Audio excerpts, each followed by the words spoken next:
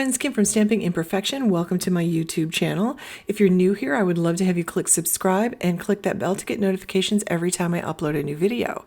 So I'm going to make a Christmas card today, and I'm going to use some ink techniques, and I'm playing with mixed media paper. So I'm starting out with this really sweet Holly Berries stamp set from Maker Forte.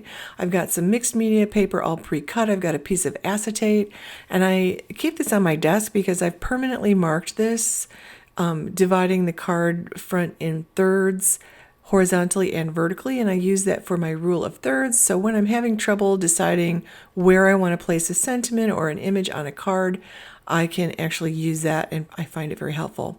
So I have this great swatch ring that I've created from my Color Hive inks. Color Hive inks are from Maker Forte, and they're one of my favorite inks to play with because they have a fun shape. There's a hexagon shape to the ink pad, so you can just stamp that ink pad onto a piece of paper and have a beautiful spotlight hexagon to stamp in. But they also have foam pads, which I really like. And foam pads do tend to need to be re-inked more. So whenever I purchase one of these inks, I always purchase the re-inker with it. And I've been very happy that I've done that because almost all of my ink pads, my Color Hive ink pads, have been re-inked at least once since I've had them. So they just came out with this Snow Flurries color too. And this is a pigment ink. The rest of the inks are all dye inks, but that white is a pigment ink. And I think that white re-inker is magic because I'm making so much splatter with it now. So I love having that white re-inker.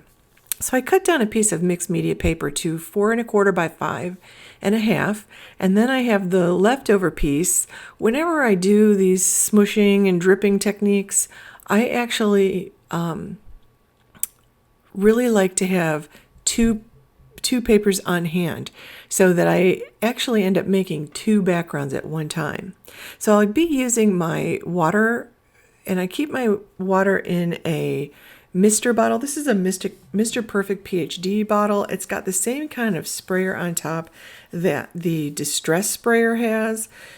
So I quite like this one because it holds 8 ounces of water, and that lasts me for a long time. I use it to clean up my stamps in my desk, and I use it for techniques just like this. So I squished some of that Cotswold green on to my glass mat and spritzed it with a few spritzes of water here, and I'm just kind of smushing the ink on. I don't want to cover the whole back because I find that if I leave some white space, I actually love the way the backgrounds come out. So I'm just cleaning up here, and this is what I was considering my scrap piece of paper to clean up, but I actually ended up using the background that I created that way, using just cleaning up the mess I was making.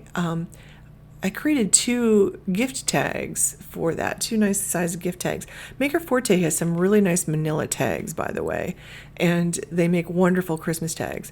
So what I'm doing is I'm putting layers of colors down. So I started out with Cotswold green, then I did a layer of emerald, and you can see me doing that here. So I did a couple layers in this way, and then I decided to add 2 colors at one time. I did Lady Liberty and what was the other one? Lady Liberty and Everglades. I did British Racing Green is that other one.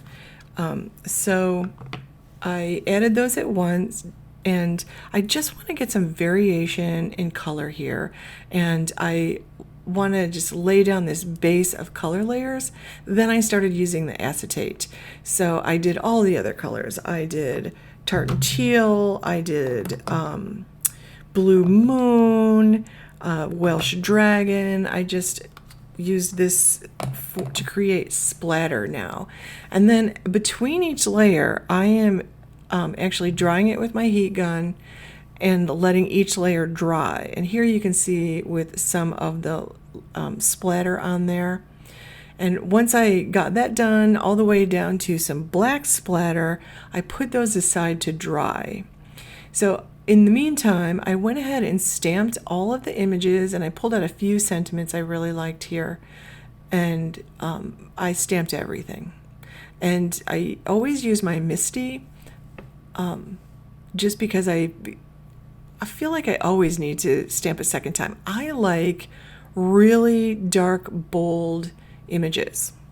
So one tip here I have for you is when you use mixed media paper or watercolor paper and it's kind of warps, and you don't have time to wait overnight for it to dry and flatten back out, use your laminator. I put my piece in that's just plain copy paper and ran it through my laminator. This is a very inexpensive and very old laminator.